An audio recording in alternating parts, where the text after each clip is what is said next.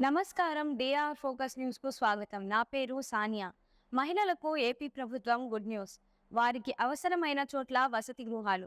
CM Chandrababu కీలక ఆదేశాలు. రాష్ట్రంలో మహిళా ఉద్యోగులకు అవసరమైన ప్రతి చోట వసతి గృహాలు అందుబాటులోకి తీసుకురావాలని సీఎం చంద్రబాబు అధికారులను ఆదేశించారు. రాష్ట్రంలో మహిళా ఉద్యోగులకు ఏపీ ప్రభుత్వం గుడ్ న్యూస్ చెప్పింది. ఉద్యోగినులకు అవసరమైన ప్రతి చోట వసతి గృహాలు అందుబాటులోకి తీసుకురావాలని నిర్ణయించింది. సచివాలయంలో మహిళా శిశు సంక్షేమ శాఖపై సీఎం చంద్రబాబు శుక్రవారం అధికారులతో సమీక్ష నిర్వహించారు. ఎన్నికల హామీల అమల్లో భాగంగా ఆయన కీలక ఆదేశాలు జారీ చేశారు. జిల్లా కేంద్రాలు, కార్పొరేషన్ స్థాయిలో 100 వసతి గృహాలు ఏర్పాటు చేసేందుకు చర్యలు తీసుకుంటున్న అధికారులు సీఎంకు వివరించగా, ఉద్యోగినుల సంఖ్యకు అనుగుణంగా అవసరమైతే డివిజన్ స్థాయిలోనూ ఏర్పాటు చేయాలని సూచించారు. అలాగే వసతి గృహాల చెంతనే పిల్లల సంరక్షణకు వీలుగా ప్రత్యేక కేంద్రాలు అందుబాటులోకి తీసుకురావాలని చెప్పారు.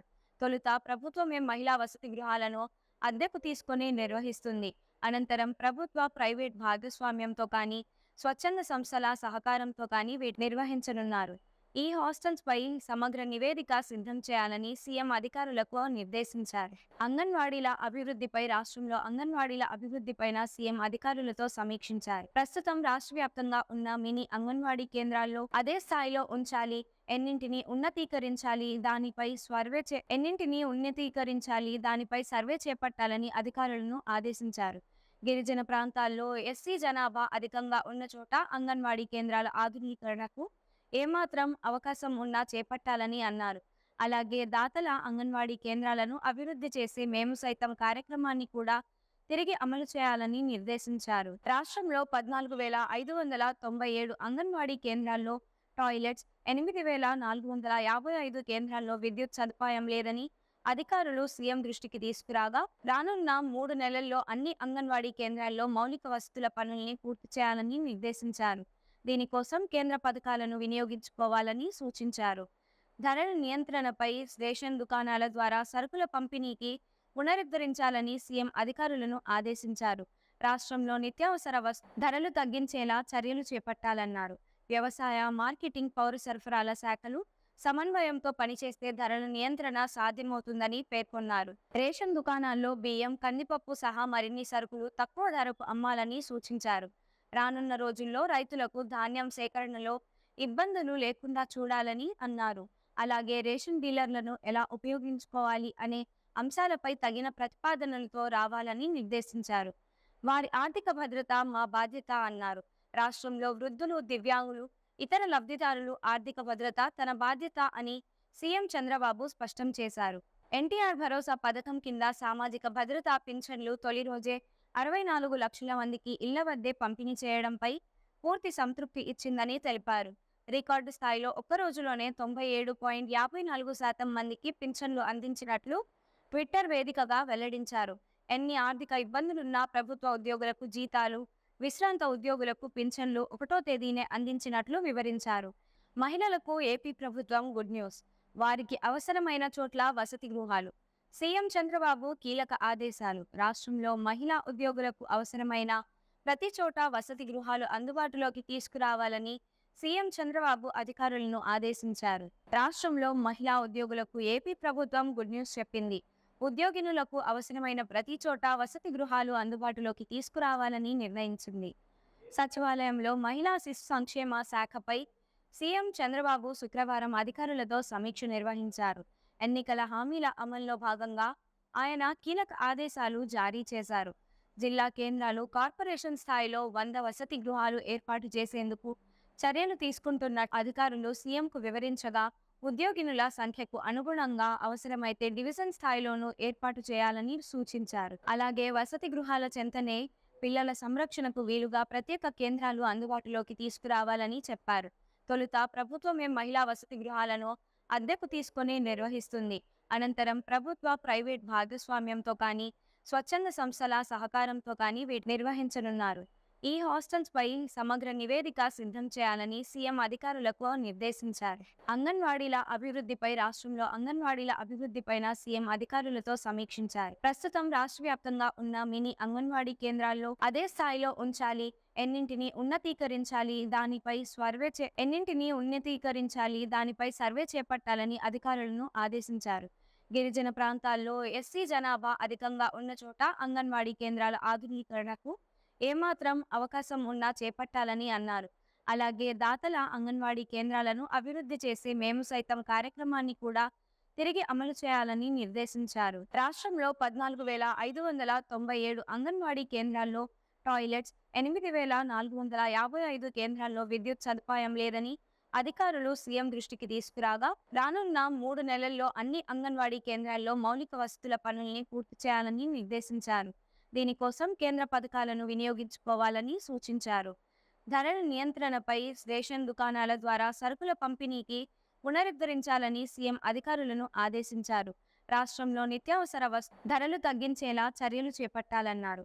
వ్యవసాయ, మార్కెటింగ్, పౌర సరఫరాల శాఖలు సమన్వయంతో పనిచేస్తే ధరల నియంత్రణ సాధ్యమవుతుందని పేర్కొన్నారు. రేషన్ దుకాణాల్లో బియ్యం, కందిపప్పు సహా మరిన్ని సరుకులు తక్కువ ధరకు అమ్మాలని సూచించారు. రానున్న రోజుల్లో రైతులకు ధాన్యం సేకరణలో ఇబ్బందులు లేకుండా చూడాలని అన్నారు. అలాగే రేషన్ డీలర్లను ఎలా ఉపయోగించుకోవాలి అనే అంశాలపై తగిన ప్రతిపాదనలతో రావాలని నిర్దేశించారు. వారి ఆర్థిక భద్రత మా బాధ్యత అన్నారు. రాష్ట్రంలో వృద్ధులు, దివ్యాంగులు, ఇతర లబ్ధిదారులు ఆర్థిక భద్రత తన బాధ్యత అని సీఎం చంద్రబాబు స్పష్టం చేశారు. ఎన్టీఆర్ భరోసా పథకం కింద సామాజిక భద్రతా పింఛన్లు తొలి రోజే 64 లక్షల మందికి ఇళ్ల వద్దే పంపిణీ చేయడంపై పూర్తి సంతృప్తి ఇచ్చిందని తెలిపారు. రికార్డు స్థాయిలో ఒక్క రోజులోనే 97.54% మందికి పింఛన్లు అందించినట్లు ట్విట్టర్ వేదికగా వెల్లడించారు. ఎన్ని ఆర్థిక ఇబ్బందులున్నా ప్రభుత్వ ఉద్యోగులకు జీతాలు, విశ్రాంత ఉద్యోగులకు పింఛన్లు 1వ తేదీనే అందించినట్లు వివరించారు. మహిళలకు ఏపీ ప్రభుత్వం గుడ్ న్యూస్. వారికి అవసరమైన చోట్ల వసతి గృహాలు.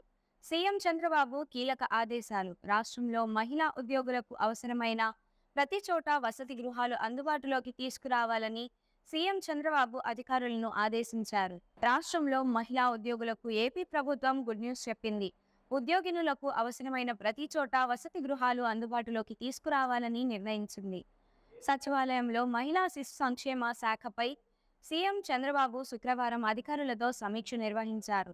ఎన్నికల హామీల అమల్లో భాగంగా ఆయన కీలక ఆదేశాలు జారీ చేశారు. జిల్లా కేంద్రాలు, కార్పొరేషన్ స్థాయిలో 100 వసతి గృహాలు ఏర్పాటు చేసేందుకు చర్యలు తీసుకుంటున్న అధికారులు సీఎంకు వివరించగా, ఉద్యోగినుల సంఖ్యకు అనుగుణంగా అవసరమైతే డివిజన్ స్థాయిలోనూ ఏర్పాటు చేయాలని సూచించారు. అలాగే వసతి గృహాల చెంతనే పిల్లల సంరక్షణకు వీలుగా ప్రత్యేక కేంద్రాలు అందుబాటులోకి తీసుకురావాలని చెప్పారు. తొలుత ప్రభుత్వమే మహిళా వసతి గృహాలను అద్దెకు తీసుకొని నిర్వహిస్తుంది. అనంతరం ప్రభుత్వ, ప్రైవేట్ భాగస్వామ్యంతో కానీ, స్వచ్ఛంద సంస్థల సహకారంతో కానీ వీటిని నిర్వహించనున్నారు. ఈ హాస్టల్స్ పై సమగ్ర నివేదిక సిద్ధం చేయాలని సీఎం అధికారులకు నిర్దేశించారు. రాష్ట్రంలో అంగన్వాడీల అభివృద్ధిపైన సీఎం అధికారులతో సమీక్షించారు. ప్రస్తుతం రాష్ట్ర వ్యాప్తంగా ఉన్న మినీ అంగన్వాడీ కేంద్రాల్లో అదే స్థాయిలో ఉంచాలి, ఎన్నింటినీ ఉన్నతీకరించాలి, దానిపై సర్వే చేపట్టాలని అధికారులను ఆదేశించారు. గిరిజన ప్రాంతాల్లో ఎస్సీ జనాభా అధికంగా ఉన్న చోట అంగన్వాడీ కేంద్రాల ఆధునీకరణకు ఏమాత్రం అవకాశం ఉన్నా చేపట్టాలని అన్నారు. అలాగే దాతల అంగన్వాడీ కేంద్రాలను అభివృద్ధి చేసి మేము సైతం కార్యక్రమాన్ని కూడా తిరిగి అమలు చేయాలని నిర్దేశించారు. రాష్ట్రంలో 14,597 అంగన్వాడీ కేంద్రాల్లో టాయిలెట్స్, 8,455 కేంద్రాల్లో విద్యుత్ సదుపాయం లేదని అధికారులు సీఎం దృష్టికి తీసుకురాగా, రానున్న 3 నెలల్లో అన్ని అంగన్వాడీ కేంద్రాల్లో మౌలిక వసతుల పనుల్ని పూర్తి చేయాలని నిర్దేశించారు.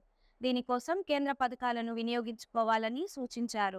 ధరల నియంత్రణపై రేషన్ దుకాణాల ద్వారా సరుకుల పంపిణీకి పునరుద్ధరించాలని సీఎం అధికారులను ఆదేశించారు.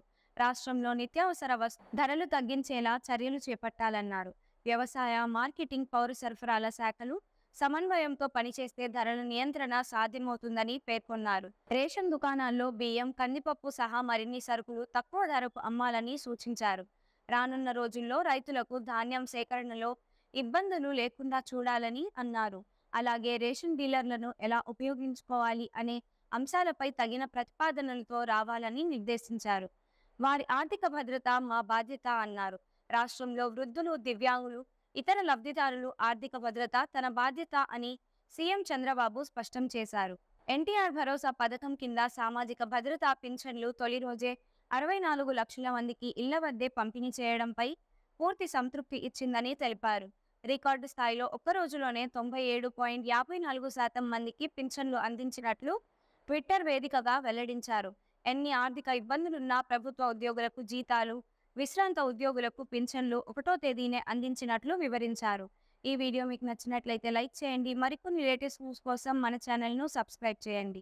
ఈ వీడియోపై మీ అభిప్రాయాన్ని కామెంట్ రూపంలో తెలియజేయండి.